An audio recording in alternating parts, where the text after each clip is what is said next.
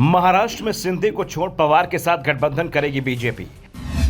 NCP और BJP के बीच घटती दूरियां दे रही हैं बड़ा संदेश।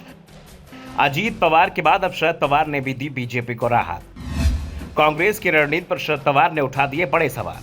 संसद का पूरा सत्र हिंडनबर्ग अडानी के मामले के चलते हंगामे की भेंट चढ़ गया।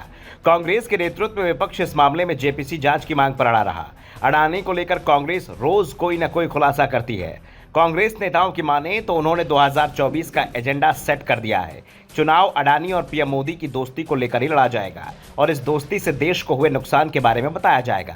कांग्रेस रोज प्रेस कॉन्फ्रेंस कर रही है और इस प्रेस कॉन्फ्रेंस के केंद्र में अडानी और मोदी संबंध आ जाते हैं। लेकिन कांग्रेस की रणनीति पर उसके सहयोगी अब सवाल उठा रहे हैं। सबसे बड़ा सवाल महाराष्ट्र में कांग्रेस की सहयोगी एनसीपी की ओर से आया है।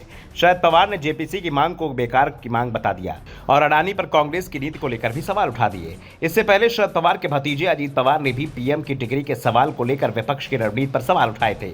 अजीत पवार ने कहा था कि 2014 और 2019 का चुनाव बीजेपी ने पीएम मोदी के नाम पर जीता था, उनकी डिग्री के नाम पे नहीं। 9 साल से वो देश के पीएम है। एक व्यक्ति 2-2 बार पूर्ण बहुमत की सरकार बनाता है और हम उसकी डिग्री पर अटके हुए हैं। और अब शरद पवार खुलकर बीजेपी के पक्ष में बोल रहे हैं। वो बीजेपी का समर्थन तो नहीं कर रहे हैं, लेकिन पवार के बयान बता रहे हैं कि वो बीजेपी के लिए ही काम करते दिखाई दे रहे हैं।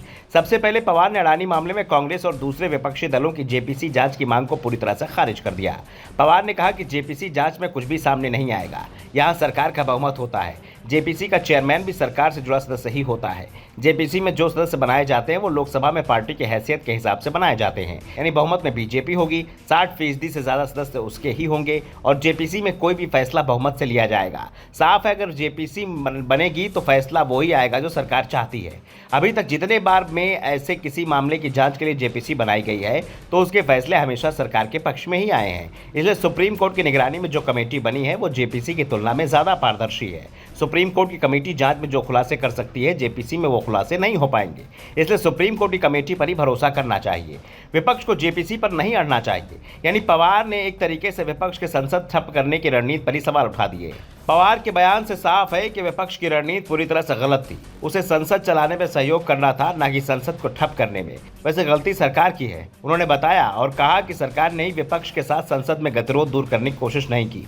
यानी गलती दोनों की ओर से की गई और शायद विपक्ष की ओर से ज्यादा जो जेपीसी की मांग पर अटक गई थी, इसे छोड़ना ज्यादा अच्छा होता।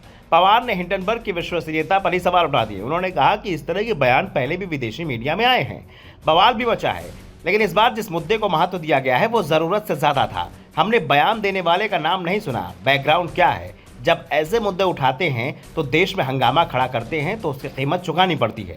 पवार ने कहा कि जब हम पहले सरकार को घेरते थे तो टाटा बिरला को भी उसमें घसीट लेते थे, लेकिन जब बाद में पता चला कि टाटा बिरला का देश के विकास में क्या योगदान है तो खुद ही गलत मानने लगते थे। आज भी एक व्यक्ति पर निजी तौर से निशाना साधा जा रहा है। देश के पावर सेक्टर में उसका क्या योगदान है उसे नजरअंदाज किया जा रहा है।